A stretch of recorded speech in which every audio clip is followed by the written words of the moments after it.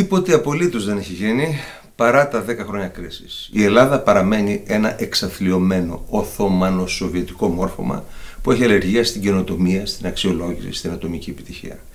Το κράτος είναι επικυρίαρχος και δυνάστης, κοινός νταβατζής στη ζωή σου και μονίμως ληστής του ιδρώτα σου. Πρέπει το κράτος να μετατραπεί σε επόπτη του οικονομικού παιχνιδιού, εφαρμόζοντας ευρύτατες ιδιωτικοποίησεις, πληροφορική παντού, δραστική μείωση της φορολογίας, κατάργηση κάθε φόρο που επιβάλλεται σε ανύπαρκτο εισόδημα, έμφυα, επιτιδεύματος, αλληλεγγύης, φόρος επιτεκμαρτών κλπ., απελευθέρωση της αγοράς εργασίας, άνοιγμα των κλειστών επαγγελμάτων, αλλαγή του καθεστώτος των αδειοδοτήσεων και αντικατάστασή τους από μία και μόνη υπεύθυνη δήλωση.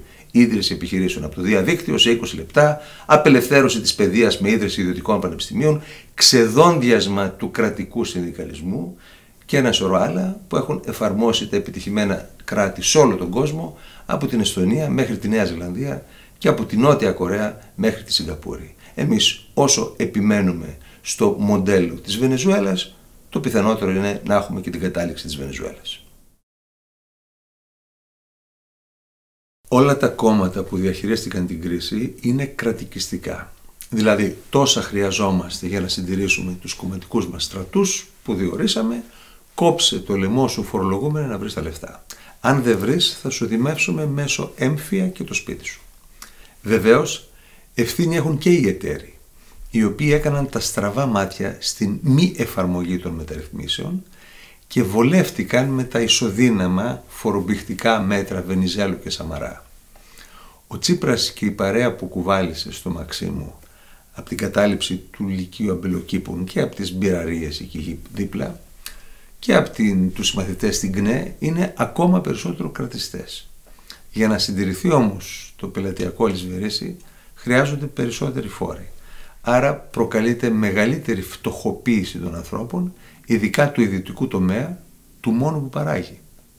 Το τέλος αυτής της ιστορίας είναι η Βενεζουέλα που τόσο θαυμάζει ο καταληψίας του Λυκείου Αμπελοκήπων. Ο Κυριάκος από την άλλη πλευρά, μολονότι στιλιστικά και μορφωτικά διαφέρει παρασάγκας από αυτό του λουμπεναριό, είναι ένας ακόμα κρατιστής. Κοινωνικό μέρισμα ο Τσίπρας, εγγυημένο εισόδημα ο Κυριάκος. ΕΡΤ των 2.500 υπαλλήλων θέλει ο Τσίπρας, ΕΡΤ των 2.500 υπαλλήλων θέλει και ο Κυριάκος.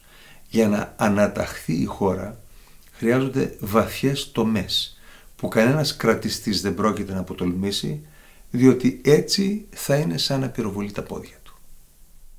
Η Ευρωπαϊκή Ένωση δεν είναι ένα λουναπάρκ στο οποίο μπήκαμε για να διασκεδάσουμε. Είναι ένας ζωντανός οργανισμός με τις ευκαιρίες και τα προβλήματά του. Και μάλιστα προσπαθεί να φέρει σε πέρας ένα πρωτοφανές εγχείρημα στην παγκόσμια ιστορία. Τη συνένωση διαφορετικών κρατών που τα περισσότερα κουβαλάν ιστορία χιλιετιών και υπήρξαν κάποτε παγκόσμιες δυνάμεις με ειρηνικές δημοκρατικές διαδικασίες. Δεν είναι καθόλου εύκολο. Όλες οι μεγάλες ενώσεις στο παρελθόν έγιναν με πόλεμο. Όμως σήμερα είναι αλήθεια ότι η Ευρωπαϊκή Ένωση έχει κολλήσει. Η λύση είναι να το προχωρήσουμε και όχι να το διαλύσουμε. Αγωνιζόμαστε ώστε κάποτε εμείς ή έστω τα παιδιά μας να ζουν στις Ηνωμένες Πολιτείες της Ευρώπης με έναν πρόεδρο, μία κυβέρνηση, ένα στρατό, ένα φορολογικό σύστημα. Με τις ιδιαιτερότητες και την πολιτισμική ταυτότητα κάθε χώρας, η οποία θα συμβάλλει και θα πλουτίζει το κοινό ευρωπαϊκό οικοδόμημα. Δεν θα πάψουμε να είμαστε Έλληνες δηλαδή επειδή θα είμαστε και πολίτες της Ευρωπαϊκής Ένωσης, όπως ακριβώς η Κρήτη δεν έχασε τίποτε από τον πολιτισμό και την ταυτότητά της όταν ενώθηκε με την Ελλάδα. Και αγωνιζόμαστε ώστε η Ευρωπαϊκή Ένωση να μην μεταμορφωθεί σε Ισλαμικό χαλιφάτο όταν έτσι όπως πάμε οι μουσουλμάνοι της Ευρώπης θα αποκτήσουν αριθμητική υπεροχή. Τα συστημικά ΜΜΕ και οι οπαδοί της πολιτικής ορθότητας προσπαθούν να μας πείσουν ότι ανεβαίνει η ακροδεξιά. Πού ήταν δηλαδή η ακροδεξιά και τώρα ανέβηκε? Ξαφνικά γίναν οι Ευρωπαίοι πολίτες ακροδεξιοί, γίναν ναζιστές. Αυτό που ονομάζουμε ακροδεξιά δεν είναι παρά ο απελπισμένος πολίτης της Ευρώπης που οι ασπόνδυλοι ηγέτες της προσπαθούν να τον πείσουν να γίνει μειονότητα στην ίδια του τη χώρα. Δεν είναι ξενοφοβικός ο Ευρωπαίος. Απλώς θέλει η Μασσαλία να είναι Μασσαλία και όχι Ισλαμαμπάντ. Και η Αθήνα επίσης. το βρίσκω απολύτως λογικό. Είναι η πρώτη φορά στην παγκόσμια ιστορία που κράτη υφίστανται εισβολή και ταυτόχρονα χρηματοδοτούν τον εισβολέα τους. Και επειδή μιλάω πάντα έξω από τα δόντια, το πρόβλημα δεν είναι οι μετανάστες ως άτομα, αλλά το Ισλάμ. Το Ισλάμ είναι ένα νομικό, πολιτικό και στρατιωτικό σύστημα με το καμουφλάζ της θρησκείας, απολύτως ασύμβατο με τις αξίες και τον πολιτισμό της Ευρώπης. Η Ευρώπη κατάφερε να γίνει μια μετριοπαθής, ανεκτική, ελεύθερη κοινωνία μετά από πολλούς αιώνες αγώνων και πολλούς ποταμούς αιμάτων. Δεν θα αφήσουμε να ξαναμπεί ο θρησκευτικός μεσαίωνας από την πίσω πόρτα. Δεν ευθύνεται η Ευρώπη για τα κοινωνικά και οικονομικά διέξοδα του Ισλάμ. Όταν έχεις τον μισό πληθυσμό της γυναίκες εκτός παραγωγικής διαδικασίας, θα βλέπεις συνέχεια την πλάτη των άλλων πολιτισμών. Όταν κάθε Ισλαμική οικογένεια αποκτάει κατά μέσο όρο 5 παιδιά και δουλεύει, αν δουλεύει, μόνο ο πατέρας, τα κομμάτια της πίτας θα είναι μικρά. Και κάτι ακόμα που είναι ένα θέμα ταμπού. Όταν η πρακτική της αιμομιξίας διαιωνίζεται, το 70% ας πούμε των γάμων στο Πακιστάν γίνεται μεταξύ πρώτων εξαδέλφων. Θα έχεις πληθυσμό γενετικά υποβαθμισμένο, με σωματικές και ψυχικές αρρώστιες.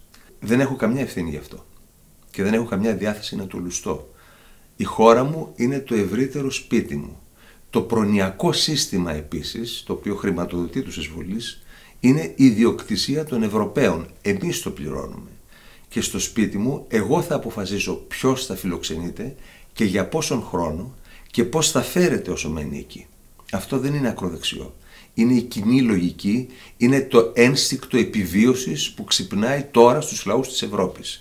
Βέβαια κάποιες φορές ανακατεύεται και με επικίνδυνα ιδεολογήματα επικίνδυνων λαϊκιστών. Αλλά αυτό είναι το κόστος όταν οι σοβαροί υποτίθεται πολιτικοί δεν προβλέπουν και αυτούς που προβλέπουν το σύστημα τους εξοβελίζει. Ας θυμηθούμε τον Enoch Powell. Και αν αισθανόμαστε μικροί και ανίσχυροι στην Ευρώπη των μεγάλων, ας αρχίσουμε να μεγαλώνουμε.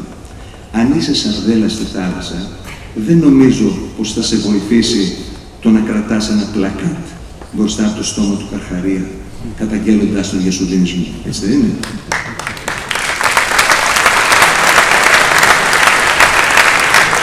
Κάποια άλλη τεχνική επιβίωσης θα πρέπει να βρεις. Στις μέρες μας, η έκταση ενός κράτους μικρή σημασία έχει. Αυτό που μετράει είναι ο δυναμισμός της οικονομίας του. 5 φορές μικρότερη από τον νομό Θεσσαλονίκης είναι η Σιγκαπούρη. Αλλά έχει 1,5 φορά το ΑΕΠ ολόκληρης της Ελλάδας. Το 1/3 της Μακεδονίας έχει έκταση το Ισραήλ και είναι πυρηνική δύναμη η πόλη του τρένου. Αν λοιπόν θέλουμε στην Ευρώπη, όποια μορφή και αν πάρει, η Ελλάδα να αντιμετωπίζεται με σεβασμό, πρέπει να μπορούμε και να τον εμπνεύσουμε.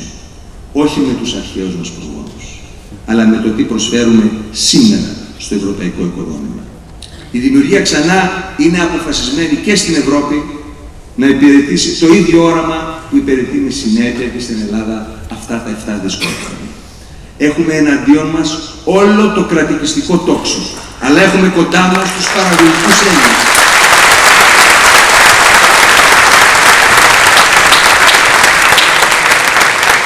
Τους παραγωγικούς Έλληνες και του ιδιωτικού και του δημόσιου τομέα που αισθάνονται την Ελλάδα πατρίδα τους και την Ευρώπη σπίτι τους.